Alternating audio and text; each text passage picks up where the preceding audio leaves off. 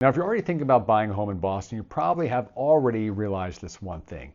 Every home here is a little bit different. The Boston housing market also a bit different, not just in terms of price, size, but homes in terms of design, age, location, layout, condition, personality, atmosphere, all those things.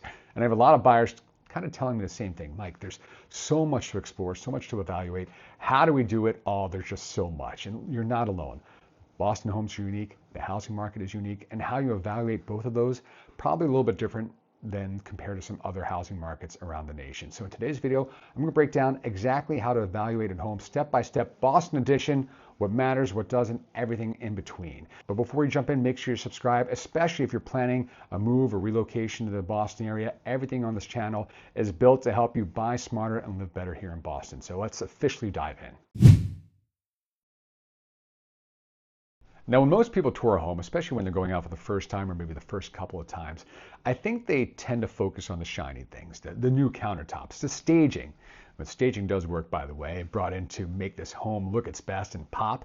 So whether it's the staging, the countertops, maybe the new paint colors, the fresh coat of paint, or the bathroom tile, again, those new shiny things tend to be focused on initially. But not that they're unimportant, but definitely they should be further down on your list of importance when evaluating a home.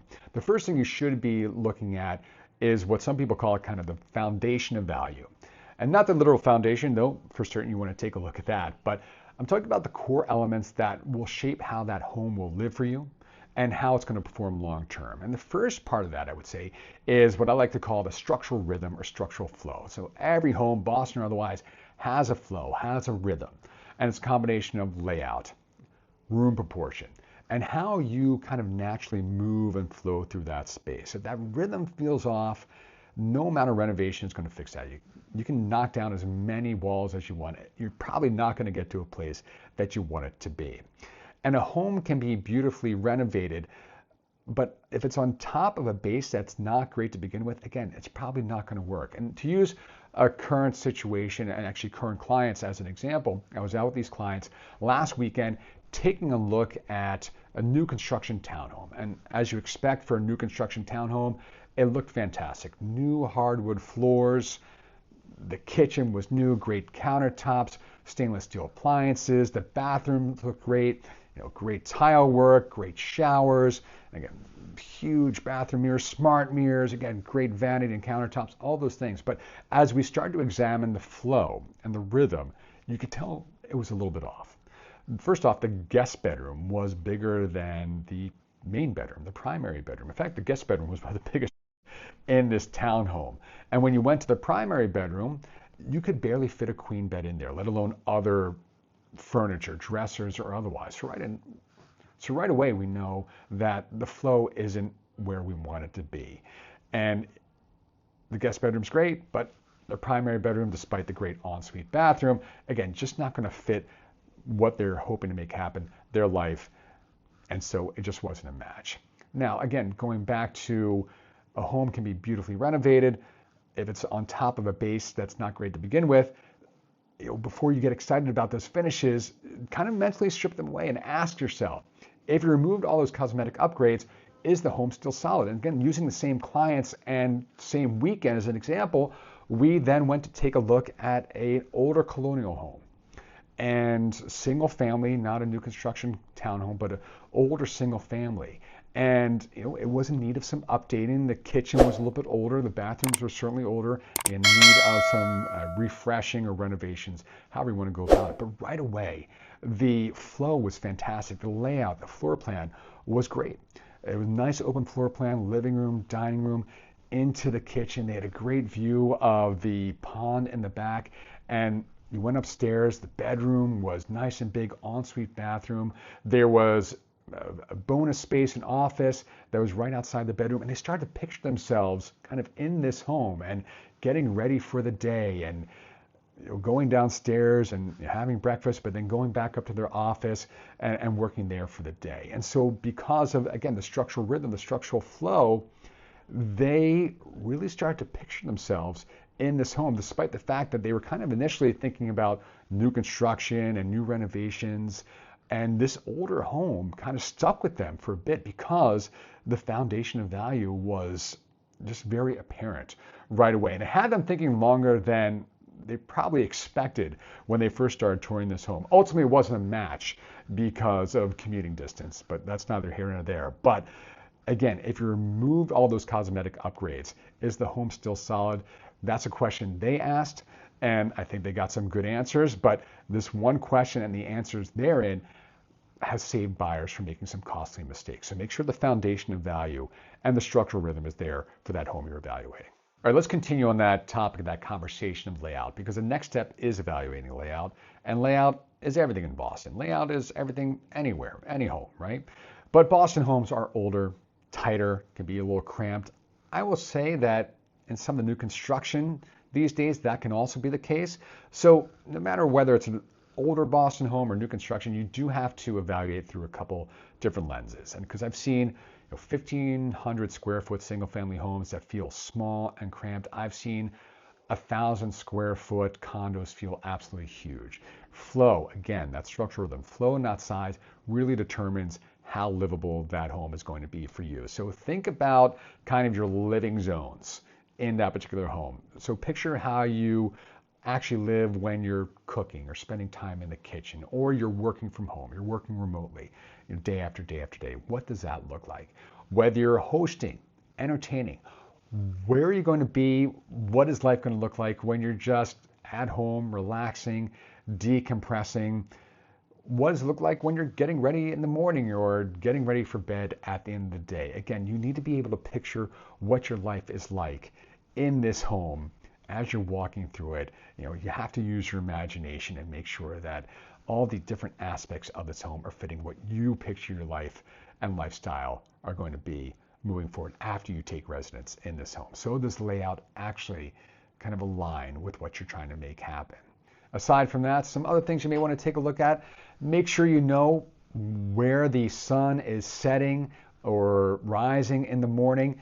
Are you getting that morning sun coming into your bedroom to start the day, or are you getting that setting sun when you're hanging on your patio or balcony to finish up the day? You want to know where that natural light is coming from. Are you getting it only certain portions of the day? Are you getting it for most of the day? Again, natural light matters. Just kind of make sure you know where everything is pointed, what direction things are coming from when evaluating the home. Also, Boston homes, like we said, can be a little bit quirky.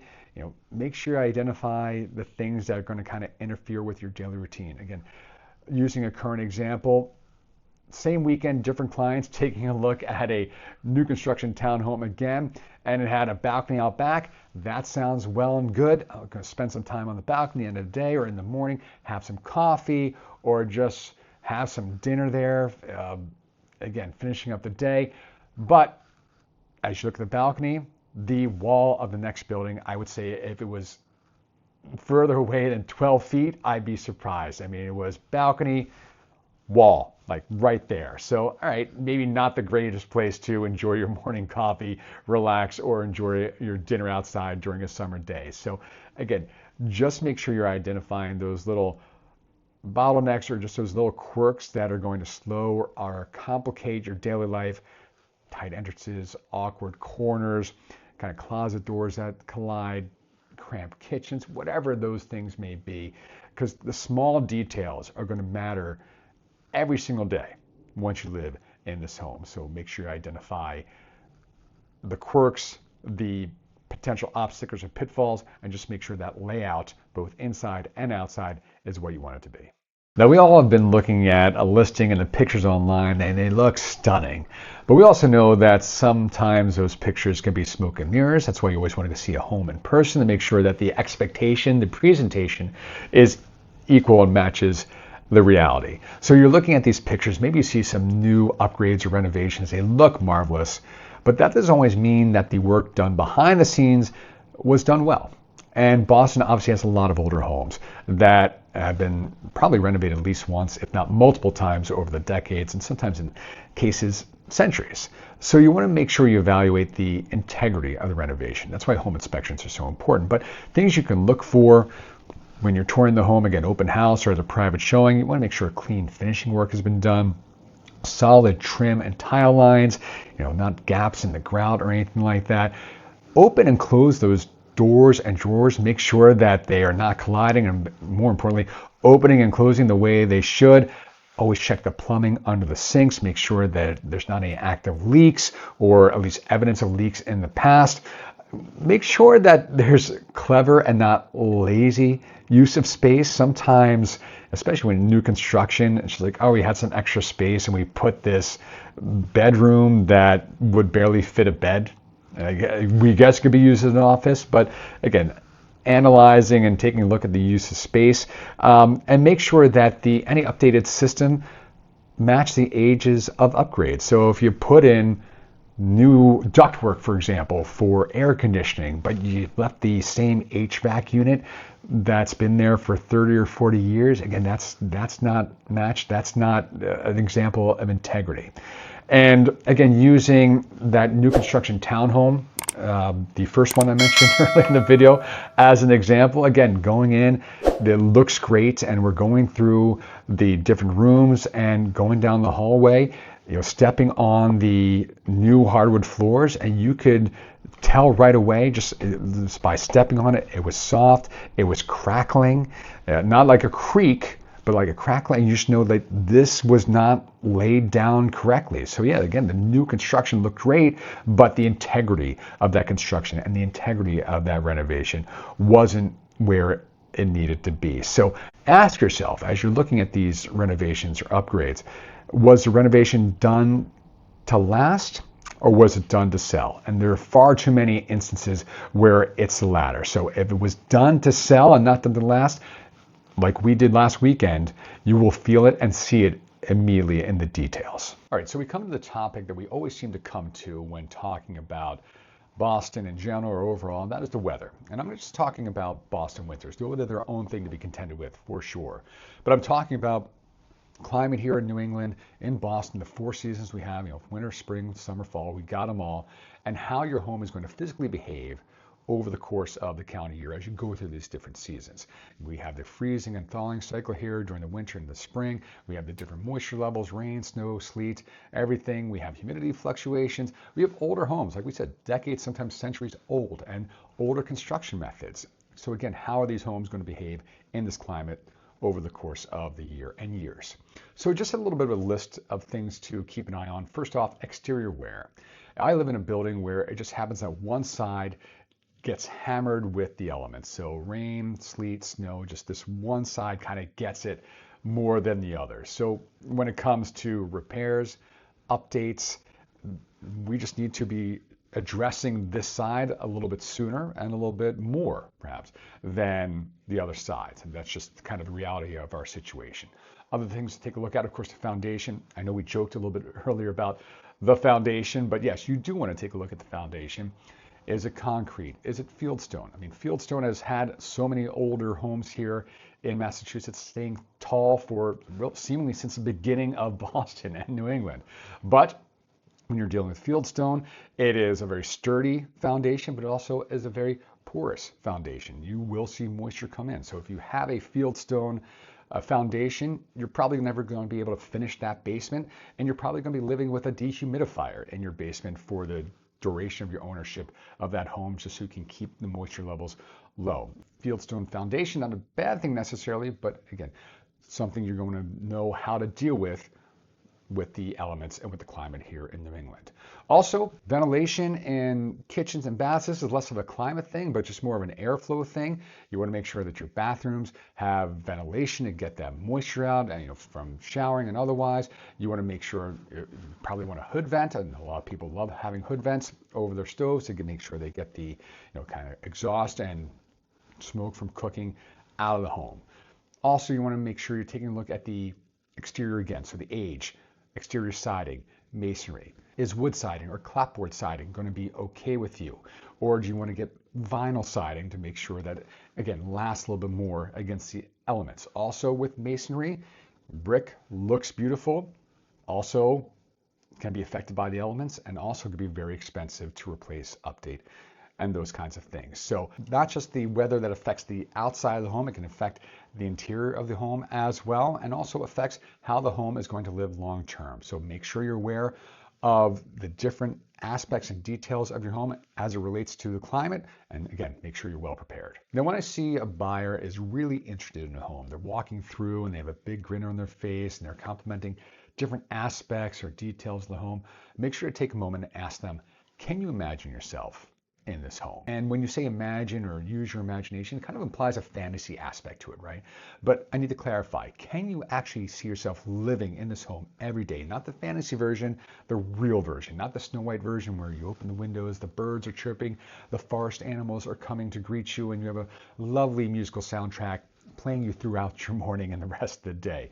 You need to picture yourself in this home every day. What does everyday life look like? What is living in this home going to look like when you're working from home? Do you have separation from your sleeping space and your working space? Or if you and your partner are both working from home, do you have separate spaces to be able to accomplish that? Are you on top of one another? Again, things to think about. How's that going to look on an everyday basis? What's it going to look like when you're running out the door in the morning? You're late for work. Does that commute that was only a half hour on the weekend when you went to visit that house turn into an hour because now it's Monday at 8 o'clock or whenever it is? What's it look like when you're having friends visit, you're entertaining? What's it look like when you're handling groceries and bringing them from your car to the home? Is that detached garage now a pain in the butt? Is it too far away as opposed to having an attached garage? What have you? What's it look like when relaxing after a long week? Are you going to go out on that balcony, maybe in that new construction townhome? But the problem is the building next door, the wall is like right here. So you're not really relaxing on your balcony at all. What's it look like when you're coming home on a rainy day, a snowy day, when you're dealing with the weather again? So again, does this home support the everyday rhythm and kind of life you're looking to build? Not every beautiful home, despite being beautiful, is going to fit your lifestyle, and that is okay. So your job and your mission, your goal is to pick the one that supports the life that you want to build and actually live there. Now, we all know life moves pretty fast, and life can evolve quickly here in Boston or anywhere else. And so your career can change. You get a new job, your days or hours change on that job, and so your routine shift a little bit. Your needs for your home transform. Maybe you get a dog or a new addition to the family, or you have a parent or parents coming to live with you for an extended amount of time. And so I do find most buyers are thinking long term. What's this home going to look like? What's my life going to look like in this home 3, 4, 5 years or so down the line? And so you do need to ask yourself, will this home work for us 3 to 5 years from now? And is it going to be able to adjust and adapt to maybe some sudden changes or changes in the immediacy in our lives? And some things to look at. So when you're evaluating a home and the long-term flexibility, rooms that can convert or have multiple uses. So that den or office, that bonus room, maybe that becomes a bedroom in a pinch. Layouts that can be adaptable. And again, using the parents coming to live with you example, you have a finished basement, maybe that becomes an in-law suite. And again, using that parents coming to live with you as an example, maybe that finished basement becomes an in-law suite for them. Storage that grows with you. You want to make sure you are able to grow into the available space for storage. This could be a real obstacle, a bit of a bummer, to be fair, where you move in, it turns out there's not a lot of closet space, not a lot of attic or basement space, and everything's getting stuffed into the few spaces you have. It's bursting at the seams, and you kind of look around a year or two later, like, we need more space. So again, make sure you have enough storage space to grow into your life in this home. This sounds maybe small or less important, but it kind of is a home that allows you to kind of personalize it and decorate it over time. I happen to live in a condo where there just wasn't a lot of wall space for decoration, so I couldn't really hang pictures or art or anything like that. It wasn't a big thing, but it turns out, looking back, a little bit of a bummer. I would have liked to had more opportunity to make that place my own. But again, just also whether this home or the home can support the unexpected changes that happen in life, because they will happen. So a flexible home and evaluating whether a home is flexible for you in the long term, it's going to be one that supports multiple chapters in your life, not just the first one. So make sure that home is able to evolve with you through all those chapters. So now that you've asked all the questions and looked at everything, layouts, condition, updates, lifestyle fit, you need to ask yourself this one final question. Does this home give me the life here in Boston or the greater Boston area, wherever you're looking to land? Does it give me the life that I'm coming here for? Not does it look nice? I'm sure it does. Not does it have the features I want? Maybe it does, maybe it doesn't, maybe you can add them later. And not will it impress anyone? It doesn't matter. The home's not for anyone else, it's for you. But again, does this home give me the life I came in for? Does this home support the life that I'm trying to build for myself here? All of the other stuff is just noise. So make sure you're asking yourself that question and listen to that little voice that maybe is not shouting as loud as some of the other voices when it's about features or upgrades and all that. Listen to that little voice that's trying to answer this very important question. Again, does this support the life that I'm trying to build here? This question alone and the answer will make your decision clearer than anything else, any of the other factors. Again, you want to go through those other questions and factors to help evaluate that home. But so take all that information, ask that question, listen to the answer, and that answer will help you decide whether this home is the right one for you for your life here in Boston, or again, the greater Boston area. Now, if you ever want help evaluating a home, whether you're relocating to the Boston area or just moving within the greater Boston area,